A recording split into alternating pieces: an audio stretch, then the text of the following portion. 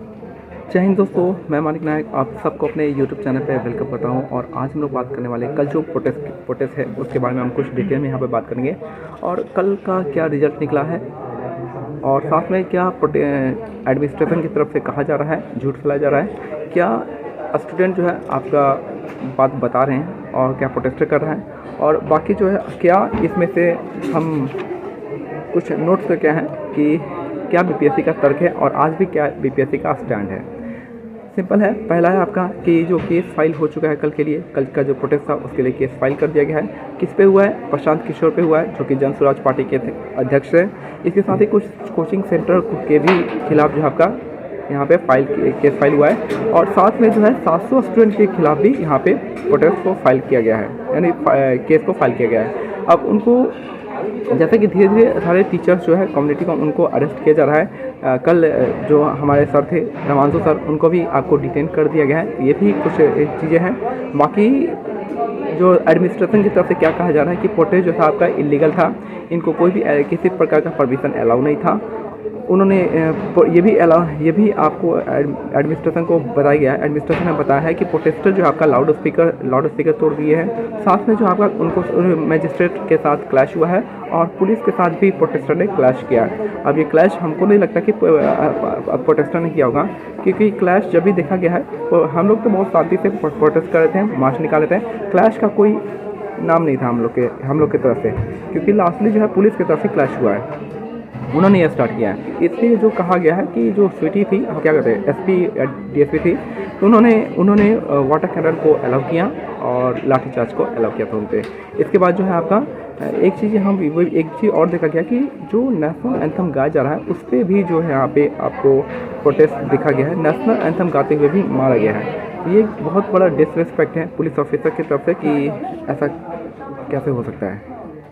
Arrest जो है आपका प्रोटेस्टर जाहिर सी बात है कि प्रशांत किशोर ने मार्च को अपने हाथ में ले लिया है। इसके बाद जो है आपको मार्च हाथ में ले लिया, उसके बाद जो है यहाँ पे बहुत सारा दिक्कत हो गया प्रोटेस्टर।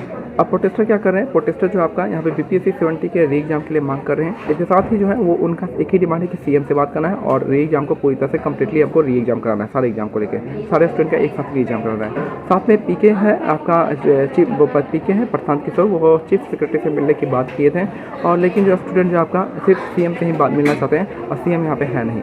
बाकी जो है आपका पीके ने ही आपको छात्र संसद बुलाया था गांधी मैदान में बिना किसी के परमिशन का। परमिशन तो था नहीं और ना ही दिया जाएगा एडमिनिस्ट्रेशन की तरफ से।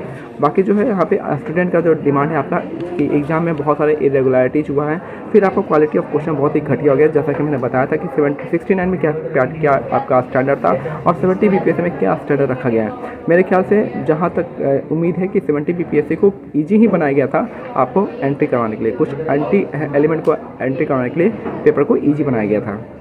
नहीं तो इतना भी वन लाइन ऑफ फैक्ट नहीं डाला जाता है, क्योंकि वन लाइन ऑफ फैक्ट को रटना आसान होता है और वहाँ पे जाके 1 घंटे में कोई भी इंसान रट के आसान से परफॉर्म कर जाता है अच्छे से। रेस्ट जो है आपका आरजेडी स्टूडेंट के डिमांड को कौन कौन सपोर्ट किया है? आरजेडी सपोर्ट किया है, इसके साथ ही कांग्रेस सपोर्ट किया है, सीपीआई और जन स्वराज पार्टी सपोर्ट किया है। बाकी जो है आपका जो भी आपका रूलिंग गवर्नमेंट है बीपीएससी है, इसने सारे जो स्टूडेंट के डिमांड है इनको रिजेक्ट कर दिया है। जितना भी इन्होंने एलिगेशन लगाया था सबको उन्होंने रिजेक्ट कर दिया है।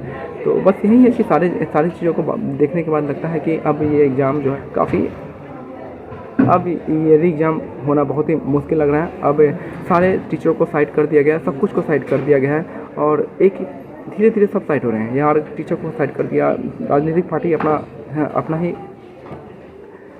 क्या ही बोले, अपना ही चेहरा चमका रहे हैं और टीचरों के बीच में एक झगड़े हो गए हैं, बहुत सारे चीज़ यहाँ पे हो गए हैं। तो बहुत क्या ही करें। अब यहाँ पे आयोग जीत रहा है भाई, यहाँ पे आयोग जीत रहा है और मैं कहूँगा कि अब मेंस में लगे, अब जो भी रिजल्ट होगा। लेकिन अब देखते हैं क्या होता है। रमांशु सर को डिटेन कर दिया गया और लीडरशिप जो है आपका अब लीडरलेस हो गया, क्विट इंडिया मूवमेंट की तरह लीडरलेस हो गया है और कोई यहाँ पे मतलब नहीं बनता है। अब देखते हैं क्या होता है आगे।